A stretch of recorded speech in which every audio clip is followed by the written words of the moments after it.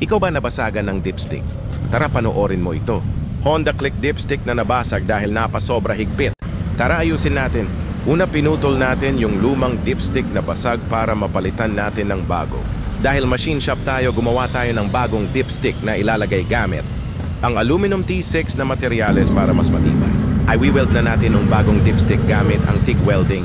Kung hindi ka pa naka-follow sa aming Facebook page, ay click ang follow button sa aming Facebook page na JBV Industrials. Ilalagay na natin yung pinabricate nating dipstick. Gamit ang pinagbabawal na technique.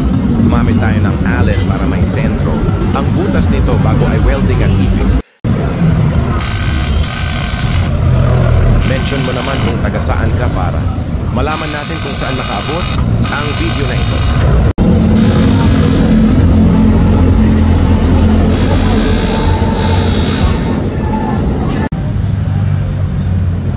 Kung may ganito kayong problema, punta lang kayo sa aming shop.